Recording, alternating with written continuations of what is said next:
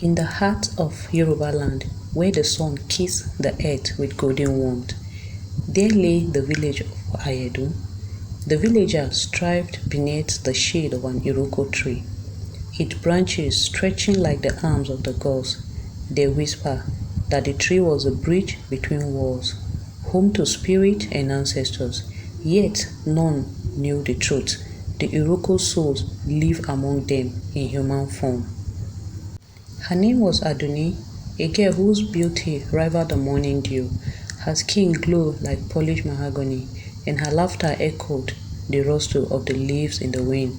The villagers adored her, though they found her oddities curious.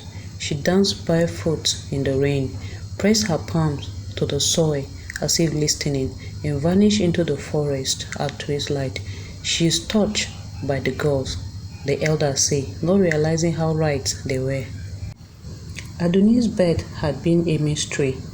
On the night she was found as a wailing infant at the base of the Iroko, a storm had raged, yet the tree's leaves cradled her, dry and warm. The village healer Iyagba took her in, though she warned, "This child is not wholly of this world." By 16, Adunni's beauty was legendary. Her hair coiled like wild vines, and her voice carried the melody of rain on leaves. But she hid her strangeness, how cuts on her skin healed by morning, how fireflies traced her footsteps, and how when she sang, the Iroko branches swayed as if in reply. One dry season, a man named Babatunde arrived, his wagon laden with mirrors. Trinket had a hunger that glittered in his gaze. He spoke of cities where progress meant filling forests for riches. Your Iroko, he said, could build 10 palaces.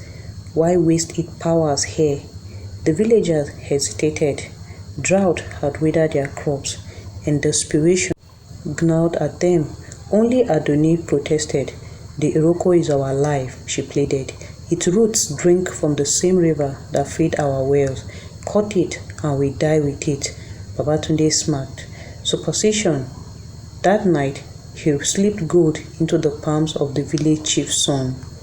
Adunni fled to the Iroko, pressing her cheek to its trunk. "They will kill you," she whispered. The tree groaned, and its roots trembled. From the earth rose a spectral figure, Ara, the Iroko's guardian spirit, her form woven from moss and moonlight. "You know the truth, child," Ara intoned. "You are my flesh, born to this tree. If it falls, your human form will perish, and I will vanish forever." Adunni's tear fell. "How do I save us?" "Wake the forest," Ara whispered, "but the cost will be great." At dawn, axes gleamed. Babatunde's men struck the Iroko, but with each blow, the forest withered. Vines ensnared their wrists. Beetles swarmed their eyes. The villagers recoiled as the Iroko wound oozed crimson snap like blood. Adunni emerged, her bare foot sinking into the soil. "Stop this madness," she cried.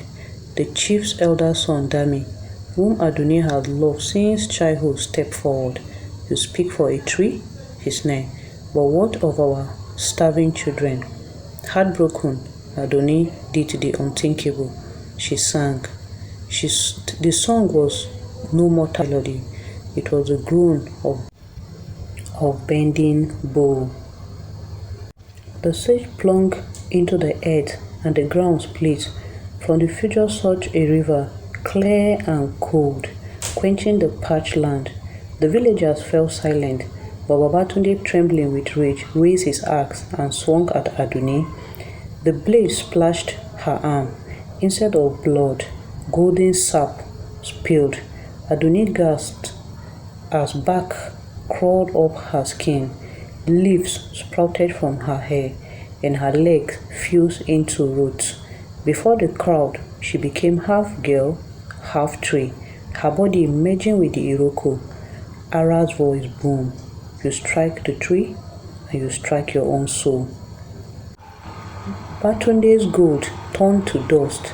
His skin cracked like dry earth, and his voice became the raps of dead lips. He fled, caused to wander as a twisted tree, forever testing.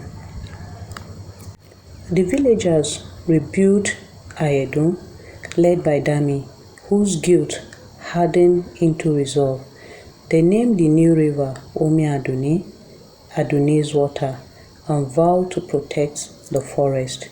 Yet, on moonlight night, they say the Iroko branches cradle a figure with back for skin and glowing eyes. She sings to the stars, her voice waving with the wind. And when the villagers whisper their troubles to the tree, advice blooms in their dreams, a voice they know too well. Generation later, a girl is born with leaves in her hair and sap in her veins. The elders smile. Adunni walk among us again, they say. Do you believe there are souls from the tree that lives among the human? If so, hit the comment section. Let me hear your own side of the story.